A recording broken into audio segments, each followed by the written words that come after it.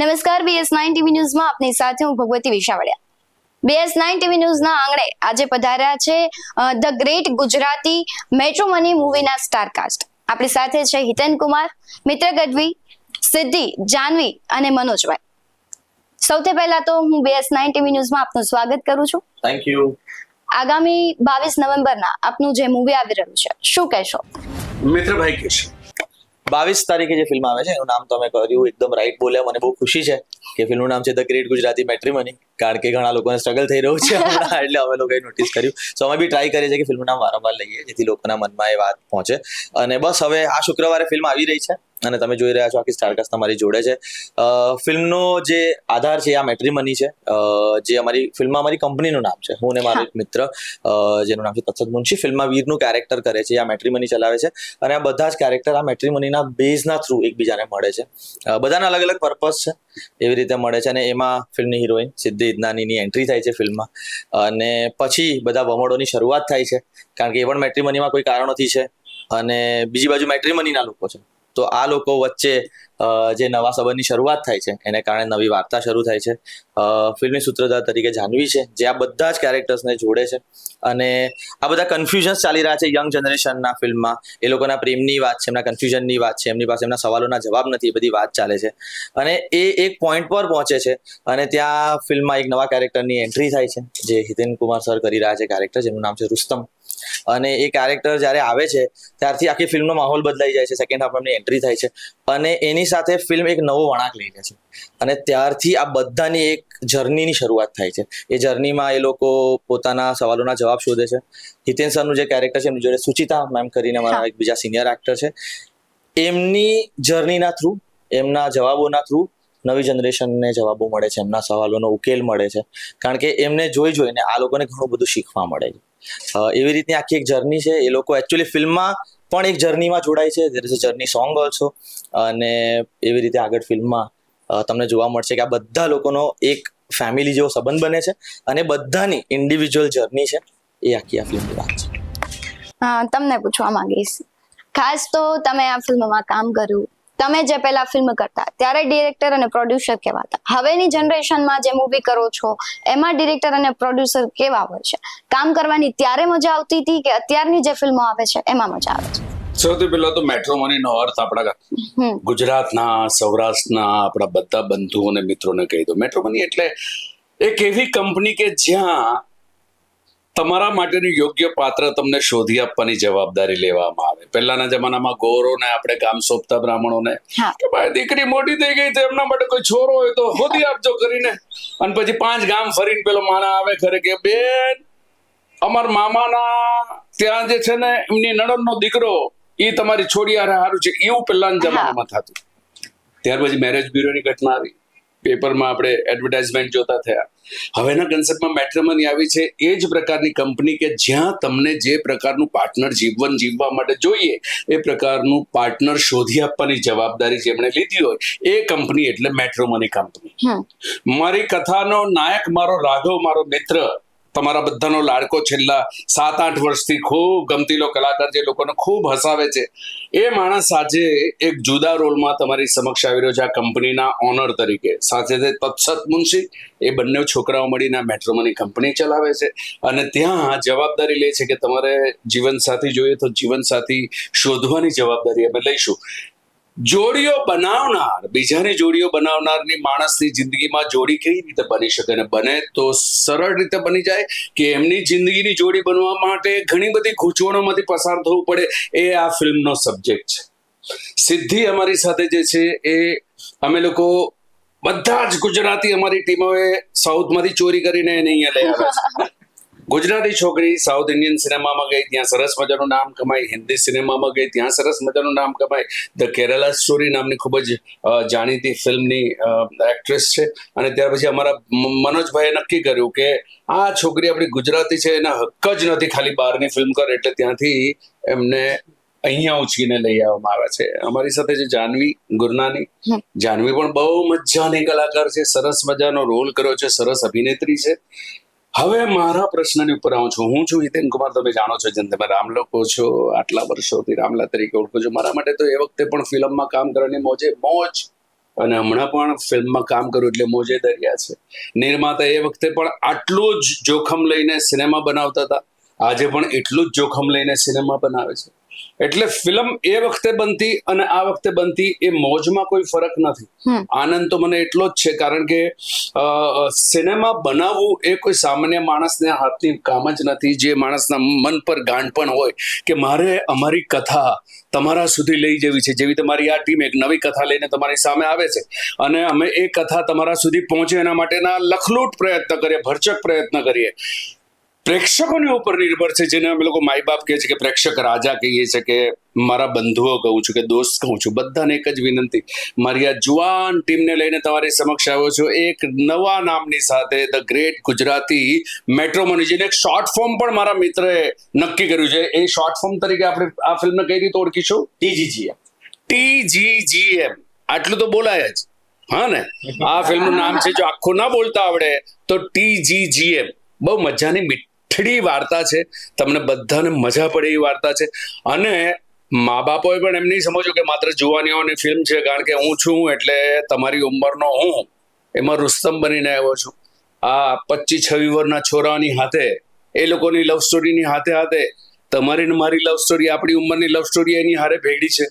એટલે બહુ મજાની ફિલ્મ છે, બહુ શુદ્ધ ફિલ્મ છે કે આખી ફેમિલી, જે હું હંમેશા કહેતો આવ્યો છું કે મારી ફિલ્મ હંમેશા એ હશે જે તમે તમારા ફેમિલી સાથે જોઈ શકો. એ જ ફિલ્મ, એ જ પ્રકારની ફિલ્મ છે જે સંપૂર્ણ ફેમિલી સાથે બેસીને તમે જોઈ શકો છો. 22મી નવેમ્બરે અમારી ટીમ તમારી સામે સુંદર મજાની ફિલ્મ લઈને આવી રહી છે. ચોક્કસ તમારી આજુબાજુના સિનેમાગૃહોમાં આ TGGM એટલે કે the great Gujarati matrimony cinema, એ ફિલ્મને જોવા ચોક્કસ જજો.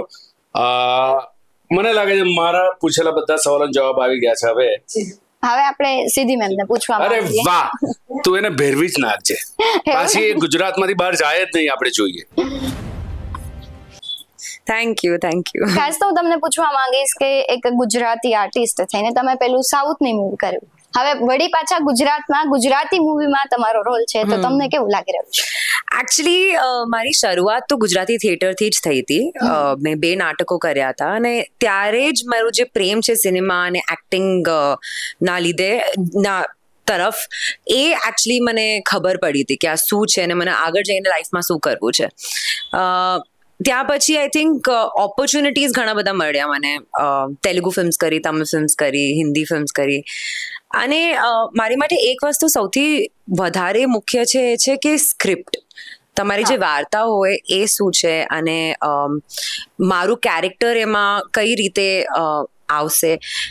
That is the most important factor for me. અને જ્યારે પ્રીત સર, અમારા જે ડિરેક્ટર છે, એમને મને આ નરેટ કરી હતી ફિલ્મ, મને આઈ થિંક 10 મિનિટમાં જ મેં મનોજ સરને ફોન કરીને હા પાડી દીધી હતી, કેમ કે મને એટલી ગમી સ્ટોરી, એટલી ગમી જે રીતે એમને મને નરેટ કર્યું હતું, જે રીતે એ કેરેક્ટરના જે બેક સ્ટોરી પર કોન્સન્ટ્રેટ કરે, એ કેરેક્ટર ક્યાંથી આવે છે, એનું ફેવરેટ કલર શું છે, શેના લીધે કેરેક્ટર આવી રીતે એક રિએક્શન આપી રહ્યું છે, એના પર કોન્સન્ટ્રેટ કરતા ડિરેક્ટર્સ બહુ ઓછા હોય છે.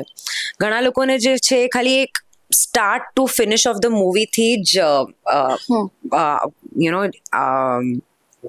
ઇમ્પોર્ટન્સ હોય, બટ જે લોકો બેક સ્ટોરી, ફ્રન્ટ સ્ટોરી, આની પછી શું થવાનું છે, એના પર કોન્સન્ટ્રેટ કરે, એવા લોકો સાથે મને કામ કરવામાં બહુ જ મજા આવે છે. And I think that was the only reason કે મેં આ ફિલ્મને હા પાડી. અધર દેન દેટ, ગુજરાતી હોય કે હિન્દી હોય કે તેલુગુ હોય કે તમિલ હોય કે બંગાળી હોય, એ ફરક નથી પડતો. મારી માટે વાર્તા સૌથી વધારે ઇમ્પોર્ટન્ટ છે. તો I am just hoping and praying કે આવી જ ગ્રેટ સ્ટોરીઝ મારી પાસે આવે અને હું ઘણા બધા આગળ ગુજરાતી ફિલ્મ્સ કરું. મેમ, હું આપને પૂછવા માંગીશ કે આપનું આ જે મૂવી છે એમાં તમારો કયો રોલ છે, અને ખાસ એવો ડાયલોગ હોય અથવા તમને એ રોલમાં બહુ મજા આવી હોય એવું મૂવીમાં શું છે?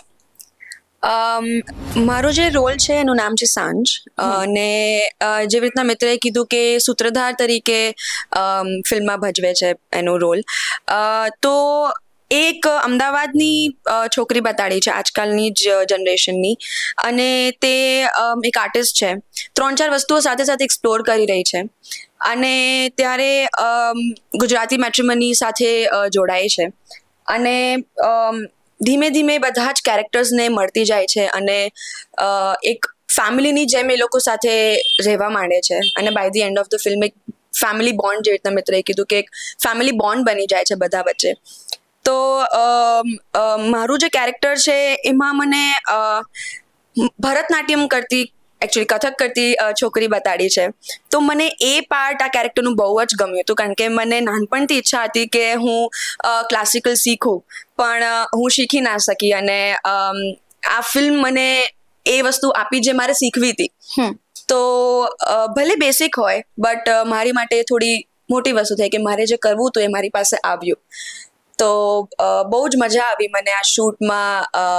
પહેલા અમે લોકોએ પ્રેક્ટિસ કરી ભરતનાટ્યમની, but then by the end અમે લોકોએ કથક કરી દીધું, કારણ કે થોડું માહોલ એવો બન્યો કે ભરતનાટ્યમ સેટ નહોતું થતું ફિલ્મ સાથે, કારણ કે બંને વસ્તુઓ છે આમ જોવા જઈએ તો થોડી થોડી અલગ. તો યા, અને ડિરેક્ટર જે અમારા પ્રીત સર છે, એમની જે પ્રોસેસ છે એ મેં ખૂબ જ એન્જોય કરી છે ફિલ્મમાં. પહેલાં એવા ડિરેક્ટર સાથે મેં કામ કર્યું જે એક નાની નાની વસ્તુઓને પકડીને તમને કરેક્શન કરાવે કે આ થોડી આમ બદલાઈ જાય તો એ વધારે સુંદર ફ્રેમમાં વસ્તુ આવે છે. સર, હું આપને પૂછવા માંગીશ કે તમને આ મૂવીને લઈને શું કહેવા માંગશો? પહેલા તો હું કહીશ કે 22 તારીખે બધાએ જોવાની છે, કારણ કે આટલી મહેનતથી બનેલી ફિલ્મ, આપણા ગુજરાતીઓએ આટલી સુંદર ફિલ્મને મિસ ના કરવી જોઈએ. એટલે પહેલા 22 તારીખે આ ફિલ્મ જોવાની છે બધાએ મળીને. એ તમારા સાઈડથી ઓડિયન્સને પ્રોમિસ કરાવવાનું છે, ઓડિયન્સ પાસેથી કમિટમેન્ટ લેવડાવવાનું છે. અને બીજું, આ ફિલ્મ બનાવતી વખતે ખૂબ એવા અનુભવો થયા છે જે આગળના 15 વર્ષમાં મારા અનુભવનો ઉપયોગ કરીને અમે આ ફિલ્મ બનાવી છે. એમાં વરસાદ એક કેરેક્ટર બનાવ્યું છે અમે, બરાબર. તો એક એલિમેન્ટ છે ફિલ્મની અંદર. જેમ હિતેન સર, મિત્ર, ચાંચ કે સિદ્ધિ મેમ અને બાકીના પણ સાથી કલાકાર એટલે દેવર્ષિ અને બધાના કલાકારોના જે પાત્રો છે, એવું એક વરસાદનું પણ પાત્ર છે. ક્યાંક ને ક્યાંક એ સીનમાં એનું પણ એટલું જ ઇમ્પોર્ટન્સ છે. એટલે ફિલ્મ બનાવતા ખૂબ મહેનત થઈ છે. એ મહેનતથી બનેલી ફિલ્મ છે આ, અને તમે એનું આઉટકમ જોઈ રહ્યા છો. જે ટ્રેલર ટીઝર આવેલું છે, ગઈકાલે અમારું અગેન એક સોંગ રિલીઝ થયું છે, રોમાન્ટિક સોંગ. ખૂબ વખાણ થઈ રહ્યા છે ટ્રેલર ટીઝરના પણ અને સોંગોના પણ. આવા કલાકારો સાથે કામ કરવાની મજા 15 વર્ષમાં પહેલી વખત આવી છે. અને આ અચીવમેન્ટ 15 વર્ષે કદાચ મળ્યું. હજુ ઘણું બધું કામ કરવું છે, પણ 15 વર્ષના અનુભવમાં જો આ અચીવમેન્ટ મળી ગયું હોય તો કદાચ આવતા 15 વર્ષમાં ઘણા બધા આગળ નીકળી જશું. અને ખૂબ ખૂબ આભાર આખી ટીમનો, આટલી સુંદર ટીમ મળેલી છે. બોલિવૂડ જેવા મોટા ફિલ્મોના મ્યુઝિક ડિરેક્ટર અમારી સાથે જોડાયેલા હોય, BGM વાળા જોડાયેલા હોય, સરસ મજાનું DI. તમને આ ફિલ્મ હિતેન સરની જેમ ગુજરાતીઓને જે વાતે વાતે એક વસ્તુ કહેવાની આદત છે કે યાર ગુજરાતી ફિલ્મમાં એવું કંઈ હોતું નથી કે જે આપણે જોવા જઈએ, પણ હવે એ સિનેમા બદલાઈ રહ્યું છે, તો એ ઓડિયન્સને પણ પોતાનો માઇન્ડ બદલવો પડશે. બોલિવૂડમાં જે લોકો કામ કરી ચૂક્યા હોય એવા કલાકારો અહીંયા આવીને જો માતૃભાષાને એટલો સપોર્ટ કરતા હોય, જેમ સિદ્ધિ મેમે કીધું કે એને સ્ક્રિપ્ટ ગમી એટલે એને ફિલ્મ કરી, તો સ્ક્રિપ્ટ એમને એમ તો ગમી નહીં હોય. એમણે કેરલા સ્ટોરી કર્યા પછી એમને જેવી તેવી વસ્તુ તો ગમતી જ ના હોય. આટલા મોટા ડિરેક્ટરો સાથે કામ કર્યું હોય તો એ આ વાત ગમી છે એમને, ડિરેક્શન ગમ્યું છે. ડિરેક્ટરના નરેશન સાથે એમણે 10 મિનિટમાં મને કીધું કે સર ઓકે, જેમની પાછળ હું 3 વર્ષથી ડેટ લેવા માટે ફિલ્ડિંગ ભરતો હતો. આ એ જ મનોજ છે, 10 મિનિટમાં કામ થઈ ગયું. પણ એ એમને વાત ગમવી જોઈએ ને, એ એમને ક્લિક થવું જોઈએ ને. એમને ભાષા સાથે કે એમને ટેકનિશિયન સાથે કોઈ પ્રોબ્લેમ જ નથી. એમને એમની વસ્તુ ગમતી મળે તો કરે, તો આ વાત એને ગમી છે. એવું બી નથી કે અમે પહેલી વખત એમને મળ્યા છે આ ફિલ્મથી. તો આ ફિલ્મની એક પાયો નખાયેલો છે. આ ફિલ્મની એક જેમ જર્ની સોંગ જેવું છે ને, એવી આ ફિલ્મની એક જર્ની છે, જે જૂન અને જુલાઈ 2 મહિનાની વચ્ચેની વાત છે. અને અમદાવાદ જેવા શહેરની વાત છે, જેમાં સરસ મજાના દરેક કેરેક્ટરોએ પોતપોતાના પાત્ર નિભાવ્યા છે. અને મારી એવી ઈચ્છા છે કે આ દરેક મેકર જે પ્રમાણે મહેનત કરી રહ્યા છે ને જે પ્રમાણે ઇન્ડસ્ટ્રીને ગ્રોથ આપી રહ્યા છે, એ આઉટકમ અમારે ઓડિયન્સ પાસેથી જોઈએ છે કે અમે આનાથી વધારે સારું સિનેમા ત્યારે બનાવીશું જ્યારે તમે આ વસ્તુને એક્સેપ્ટ કરશો. સો મારું આ એક જ રિક્વેસ્ટ છે બધાને કે જેટલી મહેનત અમારા કલાકારો અને જેટલા ટેકનિશિયનો કરી રહ્યા છે, એટલી મહેનત કરીને એટલીસ્ટ સિનેમા સુધી જાઓ, જે આપણી ભાષાને અને આપણી સિનેમાને અને આપણી ઇન્ડસ્ટ્રીને બચાવશે. સો પ્લીઝ બધાને એક રિક્વેસ્ટ કરું છું, હું નિર્માતા તરીકે નહીં પણ હું એક ટેકનિશિયન તરીકે દરેક ઇન્ડસ્ટ્રીને ગવર્મેન્ટ જેટલો સપોર્ટ કરે છે એટલો તમારો પણ સપોર્ટ હોવો જોઈએ. ગવર્મેન્ટ આ ઇન્ડસ્ટ્રીને પણ એટલો જ સપોર્ટ કરી રહી છે. કલાકારો કસબીઓનું એક્સાઇટમેન્ટ ત્યારે વધે છે જ્યારે એમનું એક્સેપ્ટ થાય. ત્યારે કોઈ પણ સ્ટેજ ઉપર તમે ગમે તેને બોલાવો તો એ ક્યારે એક્સેપ્ટ કરે, મજા ક્યારે આવે? કિંજલ દવેના કદાચ તમે કોઈ વિડીયો જોયા હોય તો એને મજા ત્યારે આવે જ્યારે એને સામેથી ઓડિયન્સ એક્સેપ્ટ કરે. તો આ કલાકારોને ત્યારે મજા આવશે, ટેકનિશિયનોને ને મેકર્સોને સારી ફિલ્મો બનાવવાની જ્યારે એક્સાઇટમેન્ટ વધશે, જ્યારે ઓડિયન્સ એને એક્સેપ્ટ કરશે. તો તમારા માધ્યમથી તમારા જે પણ ઓડિયન્સ હોય એમને કહેજો કે ભાઈ આ ફિલ્મ જોવી બહુ જ જરૂરી છે અમારા લોકો માટે. Thank you so much. ખાસ તો તમને બધાને એક ક્વેશ્ચન પૂછીશ કે પહેલા લોકોની એક મેન્ટાલિટી હતી કે હિન્દી મૂવી જોવા જતા. હવે ધીમે ધીમે લોકોની મેન્ટાલિટી બદલી છે કે ભાઈ ગુજરાતી મૂવી પણ જોવે છે ને એટલો પણ રિસ્પોન્સ આપે છે. શું તમને લાગે? મને તો ઘણા બધા હા નહીં, આમાં જરા મારો અનુભવ 3 દાયકાનો જુદો છે. એવું નથી કે હમણાં જ સારી ફિલ્મ છે, ત્યારે પણ અદ્ભુત જ ફિલ્મો બની છે, ત્યારે પણ અદ્ભુત જ સંગીત આપણું આજ સુધી જે રમાઈ રહ્યું છે લોકોના હૃદયમાં. આજે નવા જમાનાના નવા મેકર્સ, નવા ટેકનિશિયન્સ, નવા સંગીતકારો, નવી ટેકનોલોજી સાથે આપણે સરસ મજાની નવી વાર્તાઓ સાથે ફિલ્મ કરવાની વાતો કરી રહ્યા છે. પ્રેક્ષકોને માત્ર એટલી જ વિનંતી છે કે બહુ મહેનતથી અમે આ સિનેમા બનાવીને તમારી સમક્ષ લઈ આવીએ છીએ. તમારે થિયેટર સુધી પહોંચવાની મહેનત તો તમારે જાતે જ કરવી પડશે. એમાં તો અમે તમને મદદ નહીં કરી શકીએ. અમે તમને સરસ મજાનું મનોરંજન આપવાની ગેરંટી આપે છે કે યસ, TGGM એટલે કે the great Gujarati matrimony film લઈને આ વખતે અમે તમારી સમક્ષ આવ્યા છે સરસ મજાના કલાકારોની ટીમની સાથે. મહેરબાની કરીને તમારી આજુબાજુના સિનેમાગૃહોમાં આવે ત્યારે તમે ચોક્કસ જોવા જજો. તમને પોતાની ફિલ્મ લાગશે, પોતાના રંગોની ફિલ્મ લાગશે, પોતાના સંગીતની ફિલ્મ લાગશે, પોતાની લાગણીઓની ફિલ્મ લાગશે. હવે આની સાથે સાથે મારે 2 પ્રશ્ન તારી જગ્યાએ આ લોકોને પૂછવા છે. તું મને અલાવ કરે તો પરમિશન આપે? પૂછો પરમિશન. મિત્ર ગઢવી, મને એક પ્રશ્નનો જવાબ આપો કે આટલી બધી છોકરીઓ તમારી આ ઉંમરના પડાવે તમે જોઈ હશે, વગર ખંજનની છોકરીને મનાવવી સહેલી છે, એક જ ખંજન વાળી છોકરીને મનાવવી સહેલી છે કે બંને ખંજન વાળી છોકરીને મનાવવી સહેલી છે? મને એવું લાગે છે કે આ સવાલનો જવાબ ઓલરેડી મનોજભાઈ આપી દીધો છે કે 3 વર્ષ લાગ્યા ડબલ ખંજન વાળી છોકરીને ઇન્ડસ્ટ્રીમાં લાવવા માટે. નહીં, પણ એમનો ઉદ્દેશ જુદો હતો. એ તો ફિલ્મમાં કામ કરવા માટેની વાત છે. હું તો પ્રેમમાં પડવા માટેની વાત કરું કે પ્રેમમાં પડો ને તમને એક સરસ મજાનો મુખડો દેખાય જેની અંદર ખંજન વાળી છોકરી હોય, 2 ખંજન વાળી છોકરી હોય, વગર ખંજન વાળી છોકરી હોય. આપણી પાસે આ વખતે એવી છોકરી છે જેને 2 ખંજન છે. વાહ! એટલે એ પહેલા 4 દિવસ તો જો બતાવો, ડાબી બાજુ બતાવો, જમણી બાજુ બતાવો, જો અને આ છે ને જન્મથી મળેલા ખંજનો છે.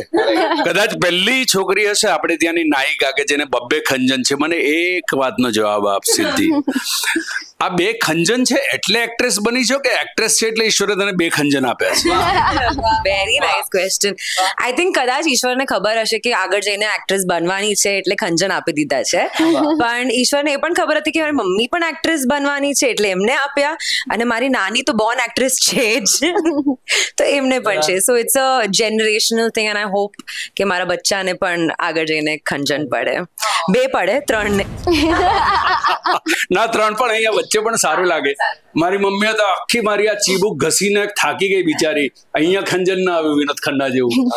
તમે લોકોને તો ઈશ્વરે આટલી બધી મહેરબાની કરી છે. બહુ સરસ મજાની, એક ખાલી મસ્તીની વાત છે પણ બહુ સુંદર મજાની કલાકારા, સુંદર મજાની એક્ટ્રેસ, સુંદર મજાના કલાકારો, એટલી સરસ મજાની સ્ટોરી લઈને તમારી સમક્ષ આવ્યા છે. ડેફિનેટલી તમારી આજુબાજુના સિનેમાગૃહોમાં 22મી તારીખે અમે લોકો આવી રહ્યા છે.